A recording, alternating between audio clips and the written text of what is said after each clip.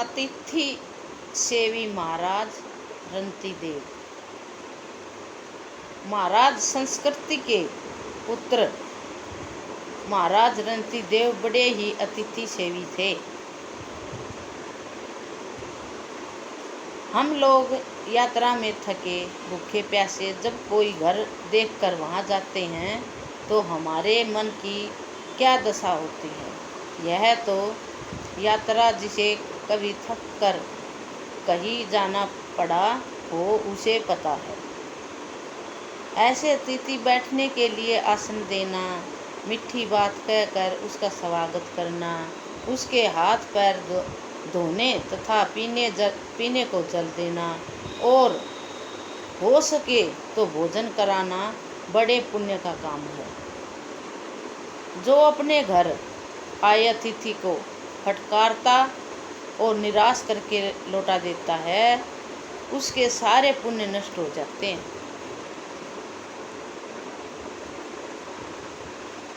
महाराज रंतीदेव कितने बड़े अतिथि सेवी थे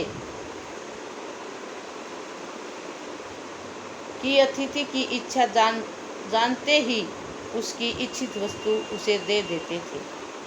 उनके यहाँ रोज हजारों अतिथि आते थे। इस प्रकार बांटते बांटते महाराज सब धन समाप्त हो गया। वे कंगाल हो गए। महाराज रंतीदेव ने निर्धन हो जाने पर राजमहल छोड़ दिया। स्त्री पुत्र के साथ वे जंगल के रास्ते यात्रा करने लगे। क्षत्रिय को भिक्षा नहीं मांगना चाहिए, इसलिए वन के कंदमूल फल आदि वे अपना तथा स्त्री पुत्र का काम चलाते थे। बिना मांगे कोई कुछ दे देता तो उसे ले लेते थे। एक बार महाराज रंतीदेव चलते हुए ऐसे वन में पहुँचे जहाँ भोजन के योग्य कंदमूल फल तो क्या पत्ते भी नहीं थे। उस वन में जल का नाम नहीं था। भूख से रानी और राजकुमार झटपटाने लगे। प्यास के मारे गला सूख गया। पूरे 48 दिन तक उन लोगों को एक बूंद जल नहीं मिला। 49वें दिन महाराज रंतीदेव उस वन के बाहर पहुंच गए थे। पास किसी बस्ती के एक मनुष्य ने उन्हें आदरपूर्वक घी मिला खीर हलवा और शीतल जल ला कर दिया। महाराज रंतीदेव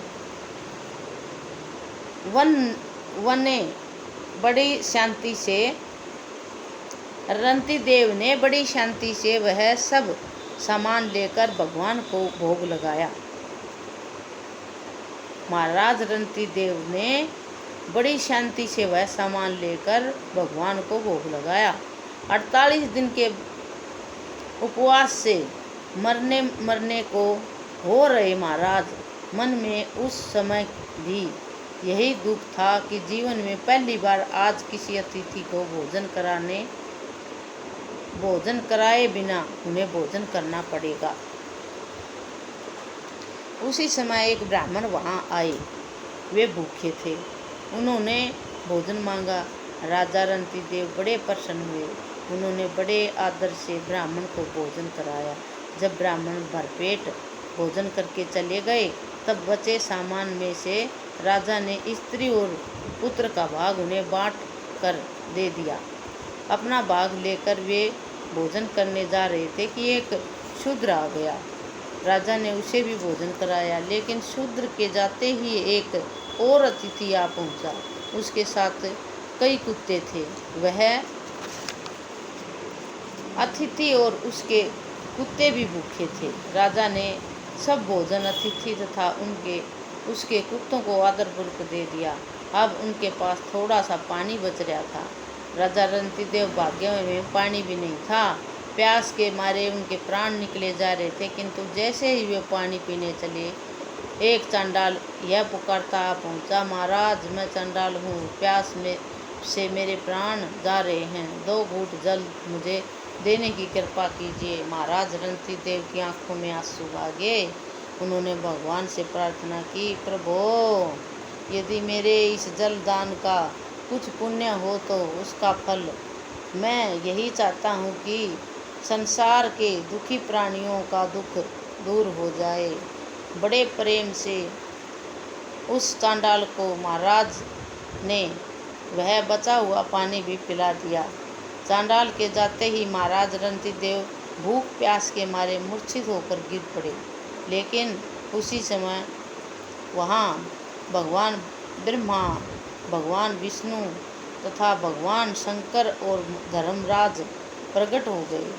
ये देवता ही ब्राह्मण, शूद्र, कुत्ते से गिरे अतिथि तथा चांडाल बनकर रणतीदेव के पास आए थे। महाराज रणतीदेव ने अतिथि सेवा रूप धर्म के प्रभाव से ही भगवान का दर्शन प्राप्त किया। रणतीदेव महाराज की